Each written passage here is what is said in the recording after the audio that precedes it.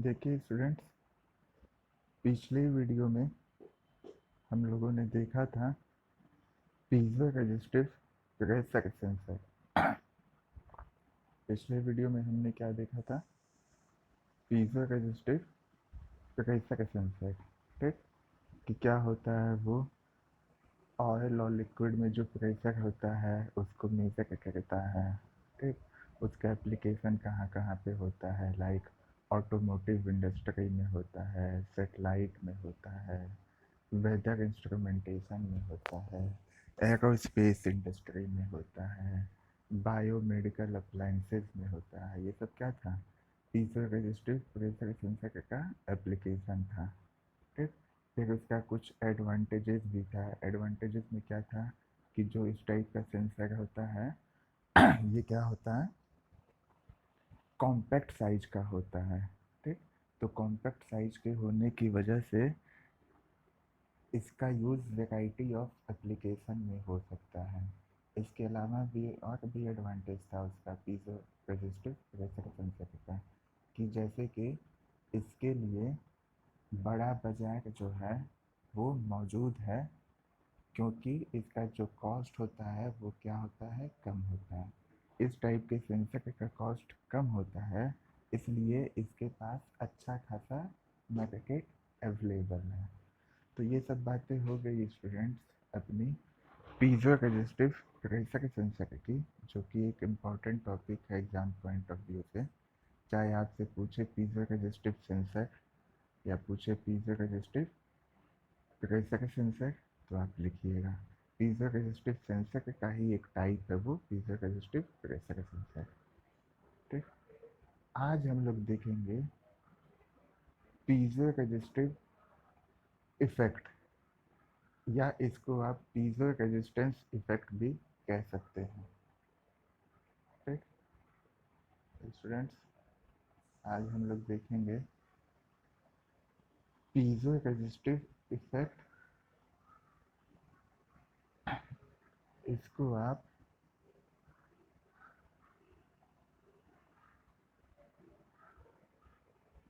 Piezo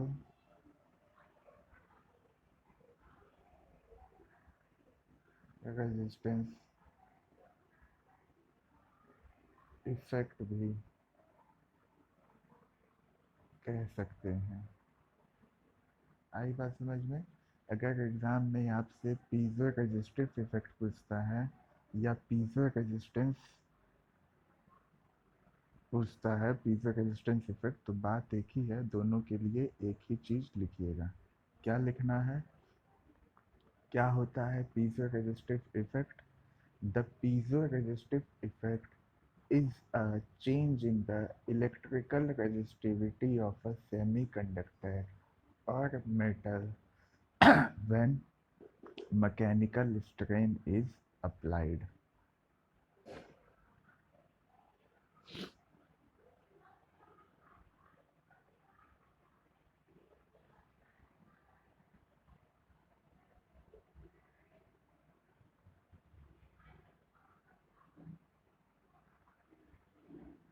piezo resistive effect क्या है?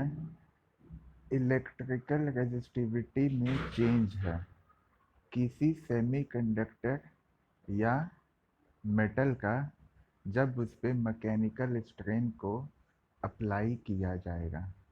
I am repeating, the piezoresistive effect is a change in the electrical resistivity of a semiconductor or metal when mechanical strain is applied. जो piezo resistive effect है ये क्या है? किसी semiconductor या metal के इलेक्ट्रिकल रेजिस्टिविटी में जो चेंज है उसी को कहते हैं। और किसी सेमीकंडक्टर और मेटल के इलेक्ट्रिकल रेजिस्टिविटी में चेंज कब आएगा? जब हम उस पर मैकेनिकल स्ट्रेन को लगाएंगे। दूसरे लैंग्वेज में इसको ऐसे भी कह सकते हैं कि जब किसी सेमीकंडक्टर या मेटल पे मैकेनिकल स्ट्रेन को लगाया जाएगा तो उसके इलेक्ट्रिकल रेजिस्टिविटी में जो चेंज आएगा उसी को हम कहेंगे पीजो रेजिस्टिव इफेक्ट। वापस से सुन लीजिए स्टूडेंट्स, मैं क्या कहना चाहता हूँ। जब किसी सेमीकंडक्टर या मेटल पे मैकेनिकल स्ट्रेन को लगाया जाएगा, जब किसी सेमीकंडक्टर या मेटल पे मैकेनिकल स्ट्रेन को लगाया जाएगा तो उसके रेजिस्टिविटी में, उसके इलेक्ट्रिकल रेजिस्टिविटी में चेंज आएगा। ठीक, जब किसी सेमीकंडक्टर या मेटल पे मैकेनिकल स्ट्रेन को लगाया जाएगा तो उसके इलेक्ट्रिकल रेजिस्टिविटी में चेंज आएगा। उसी चेंज को पीजो रेजिस्टिव इफेक्ट कहते हैं। In contrast to the piezoelectric effect, the piezoresistive effect causes a change only in electrical resistance, not in electric potential.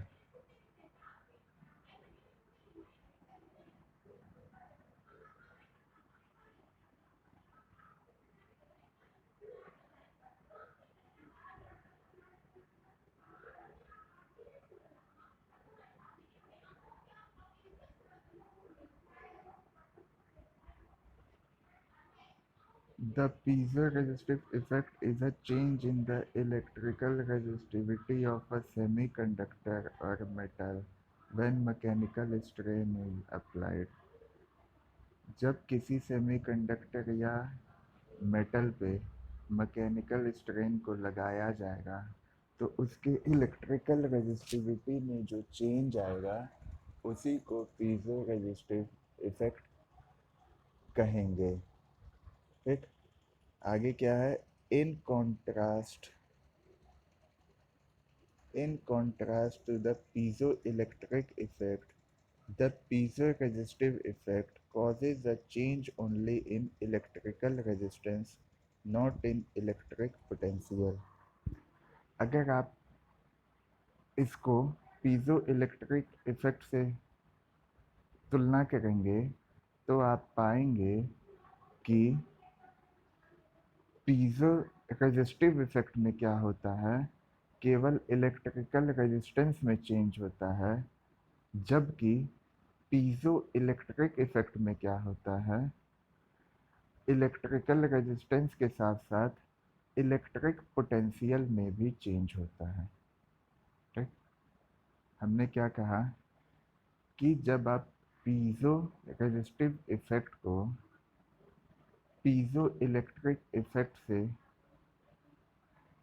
तुलना करेंगे, उसके कॉन्ट्रास्ट में लाएंगे तो आपको ये पता चलेगा कि जो पीजो रेजिस्टिव इफेक्ट होता है उसमें केवल इलेक्ट्रिकल रेजिस्टेंस में चेंज होता है, जबकि पीजो इलेक्ट्रिक इफेक्ट में इलेक्ट्रिकल रेजिस्टेंस के साथ साथ इलेक्ट्रिक पोटेंशियल में भी चेंज होता है। ठीक, इसको इस ढंग से भी कहा जा सकता है कि the piezoresistive effect is a change in the electrical resistivity of a semiconductor or metal when mechanical strain is applied. piezoresistive effect क्या है? किसी सेमीकंडक्टर या मेटल पे जब मैकेनिकल स्ट्रेन को लगाया जाएगा तो उसके इलेक्ट्रिकल रेजिस्टिविटी में जो चेंज होगा उसी को पीजो रेजिस्टिव इफेक्ट कहेंगे।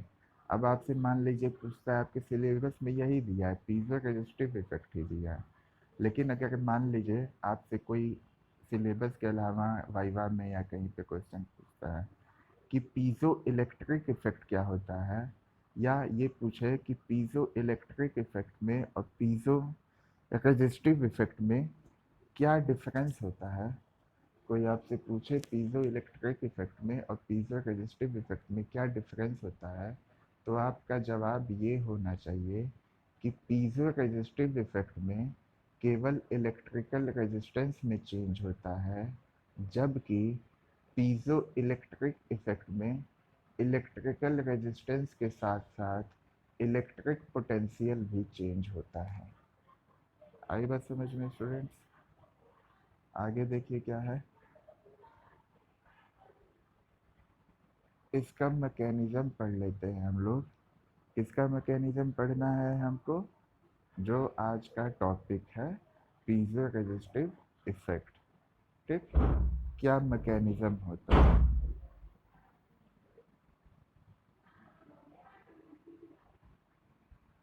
Piezo resistive effect. Piezo resistive effect का मैकेनिज्म पढ़ लेते हैं, क्या है।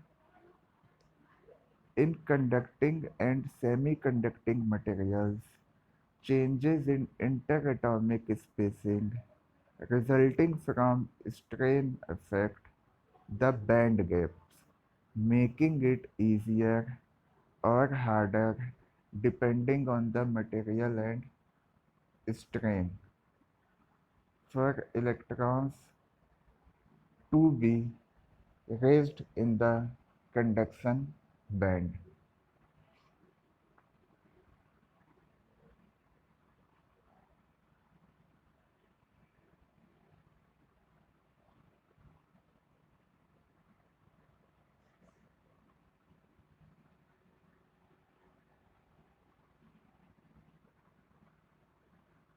क्या है mechanism piezo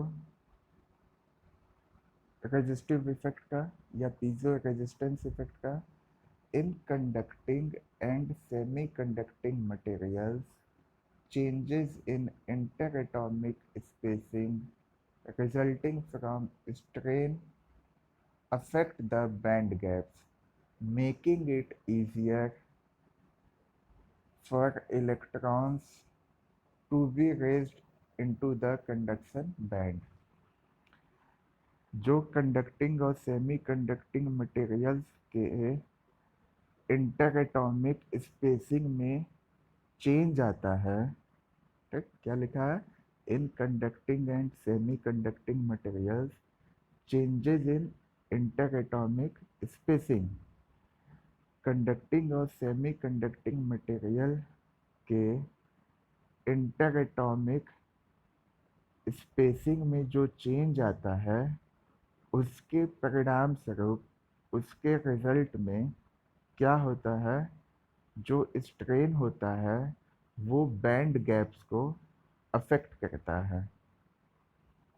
I am repeating, in conducting and semi conducting materials, changes in interatomic spacing resulting from strain affect the band gaps, making it easier for electrons to be raised into the conduction band. Conducting और semi conducting material के इंटरएटॉमिक spacing में जो change आता है, उसके result में strain से band gap को अफेक्ट होता है। ठीक, मतलब कि बैंड गैप पे इफेक्ट आता है, बैंड गैप को अफेक्ट करता है स्ट्रेन की वजह से, जो इंटर एटॉमिक स्पेसिंग में चेंज आता है कंडक्टिंग या सेमी कंडक्टिंग मटेरियल के। जब बैंड गैप पे अफेक्ट आता है तो ये इसको आसान बना देता है कि इलेक्ट्रॉन्स को रेज किया जा सके कंडक्शन बैंड में। ठीक, अभी देखिए इतना समझिए, बीच में जो ब्रैकेट में है, स्मॉल ब्रैकेट में, वो चीज़ अभी नहीं समझा है, वो भी समझाएंगे, पहले इतना समझिए। क्या होगा कि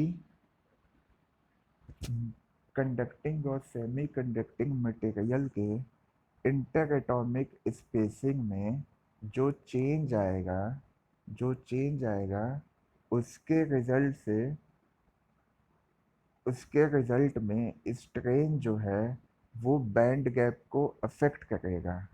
बैंड गैप को अफेक्ट करने पे क्या होगा, ये उसको आसान बनाएगा इलेक्ट्रॉन्स को रेस किया जा सके कंडक्शन बैंड में। अब देखिए उस लाइन पे आते हैं जो स्मॉल ब्रैकेट में दिया हुआ है। ठीक, क्या दिया है, मेकिंग इट इजियर। ठीक, कंडक्टिंग और सेमी कंडक्टिंग मटेरियल के इंटर एटॉमिक स्पेसिंग में जो चेंज आएगा, उसके रिजल्ट में स्ट्रेन से बैंड गैप पे अफेक्ट होगा, जो कि इसको आसान बनाएगा कि इलेक्ट्रॉन्स को रेज किया जा सके कंडक्शन बैंड में। लेकिन ये नेसेसरी नहीं है कि हमेशा इसको आसान ही बनाएगा, ये इसको कठिन भी बना सकता है।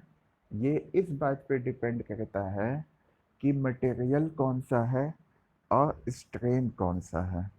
आई बात समझ में?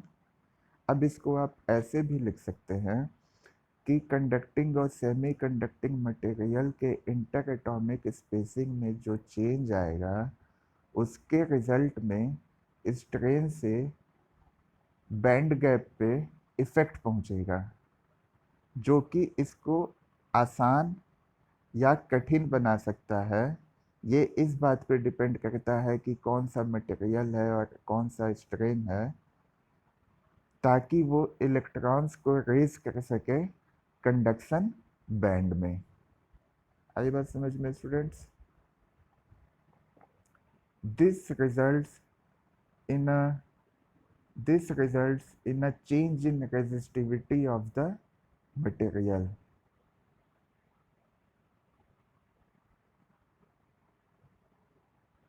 This results in a change in resistivity of the material.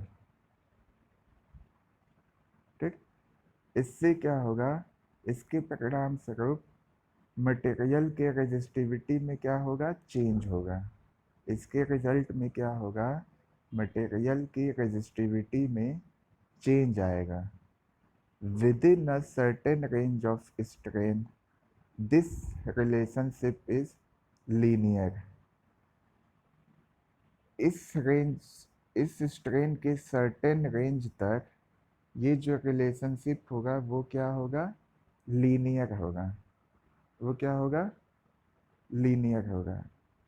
इस स्ट्रेन के सर्टेन रेंज तक यह जो रिलेशनशिप होगा वह क्या होगा? लीनियर होगा। आई बात समझ में?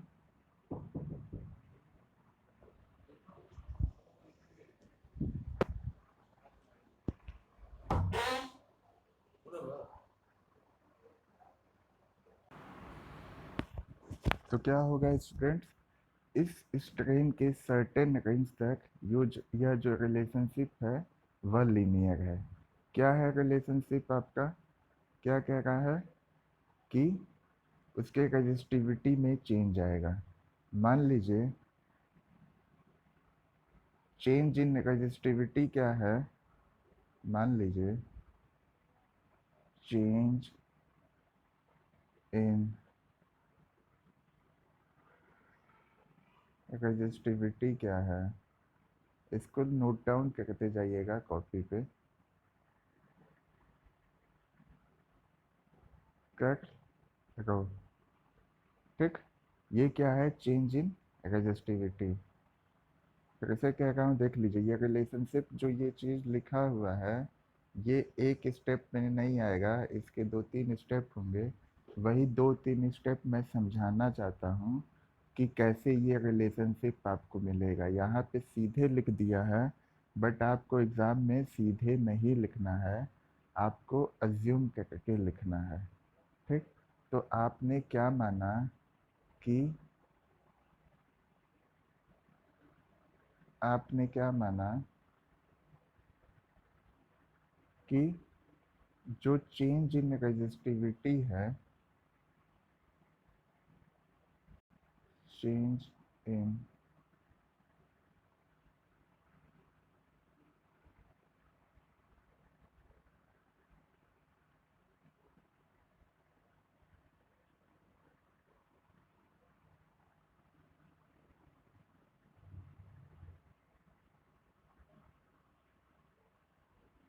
जो चेंज इन रेजिस्टिविटी है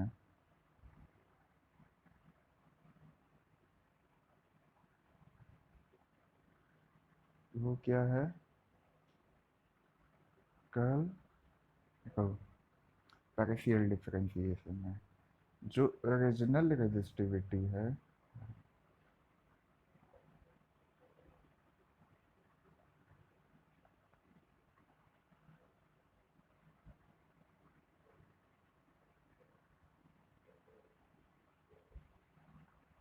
वो क्या है, रो है। और जो स्ट्रेन है वो क्या है, एप्सिलॉन। ठीक। चेंज इन रेजिस्टिविटी कर लो, ओरिजिनल रेजिस्टिविटी को स्ट्रेन एप्सिलॉन। ठीक। तो इसके कंडीशन के हिसाब से क्या होगा कि सर्टेन रेंज तक जो स्ट्रेन है वो क्या होगा, स्ट्रेन के सर्टेन रेंज तक यह रिलेशनशिप लीनियर है। मतलब कि जैसे जैसे स्ट्रेन बढ़ेगा वैसे वैसे change in resistivity upon original resistivity जो है वो भी बढ़ेगा। कहने का मतलब क्या है कि मान लीजिए यहाँ पे हमने एक ग्राफ प्लॉट किया हुआ है। ठीक। ऐसे ऐसे ये वाई एक्सिस है, यहाँ पे आपका है change in resistivity upon original resistivity, और ये एक्स एक्सिस है, यहाँ पे क्या है, स्ट्रेन है। तो आप कह सकते हैं कि जैसे जैसे स्ट्रेन बढ़ेगा, जैसे जैसे स्ट्रेन बढ़ेगा वैसे ही वैसे यह जो रेशियो है change in resistivity upon original resistivity ये भी बढ़ेगा। और इस टाइप के ग्राफ्स को ही हम लीनियर कहते हैं। इसका मतलब ये होता है कि जो एक्स एक्सिस पे आपके डायमेंशन दिए हुए हैं और जो वाई एक्सिस पे डायमेंशन दिए हुए हैं ये आपस में डायरेक्टली प्रोपोर्शनल होते हैं। ये आपस में क्या होंगे, डायरेक्टली प्रोपोर्शनल। ठीक। यही चीज़ कहा गया है।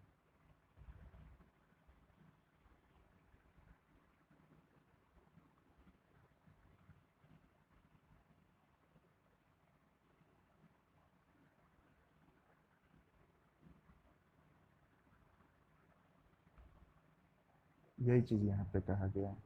क्या कहा गया है कि वापस से देख लीजिए, बना देते हैं डायग्राम, अगर आपको कुछ दिक्कत हुई हो तो।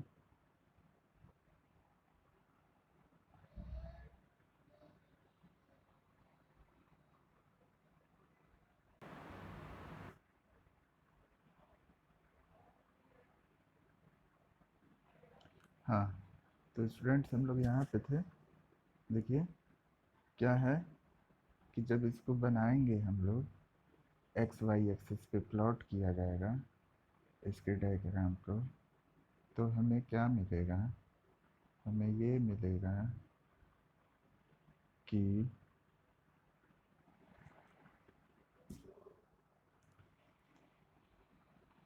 जो चेंज इन रेजिस्टिविटी है, जो चेंज इन रेजिस्टिविटी है अपॉन ओरिजिनल रेजिस्टिविटी है, ये क्या है, प्रोपोर्शनल है स्ट्रेन की।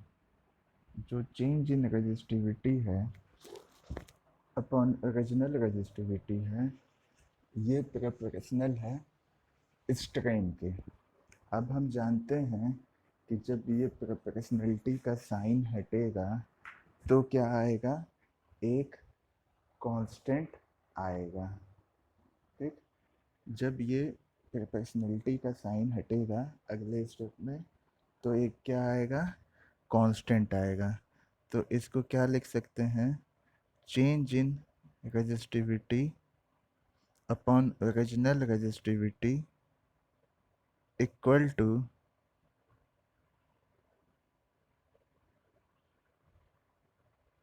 ठीक, ये लिख सकते हैं। यही आपका क्या है, कांस्टेंट है। और अभी बताएंगे कि इस कांस्टेंट को हम क्या कहते हैं। पहले ये जान लीजिए ये क्या है, चेंज इन रेजिस्टिविटी। ये क्या है ओरिजिनल रेजिस्टिविटी, ये क्या है स्ट्रेन है। जब प्रोपोर्शनलिटी साइन हटाएंगे तो एक कांस्टेंट हमको मिलेगा, ये हो गया। अब नेक्स्ट स्टेप में जब क्रॉस मल्टीप्लिकेशन करेंगे तो हम ये वाला स्टेप लिख सकते हैं।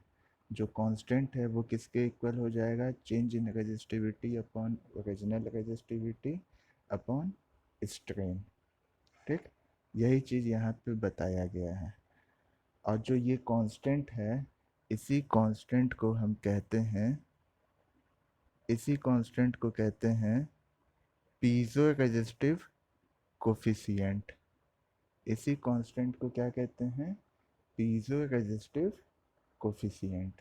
ठीक, जब प्लॉट करेंगे तो आपको क्या मिलेगा, एक एक्स एक्सिस है, एक आपका क्या है वाई एक्सिस है। एक्स एक्सिस पे आप ये मान लीजिए ले लिए change in resistivity upon original resistivity Y axis पे, और एक्स पे आप ले लिए स्ट्रेन। ठीक, तो इसका जो रिलेशनशिप है वो क्या है, लीनियर है। लीनियर का मतलब ये है कि जैसे जैसे आपका स्ट्रेन बढ़ेगा वैसे ही वैसे ये change in resistivity upon original resistivity जो है ये भी बढ़ेगा। ठीक, ये लीनियर है, या इसको ऐसे भी लिख सकते हैं। ठीक, अब ये जब प्रोपोर्शनलिटी साइन आएगा तो हमको एक कांस्टेंट मिलेगा, वो क्या होगा, पीजो रेजिस्टिव कोफिशिएंट। ठीक है, तो उसको जगह पे हम ये लिख सकते हैं। तो स्टूडेंट्स, उम्मीद है आपको आज का ये वीडियो समझ में आया होगा, ये टॉपिक समझ में आया होगा।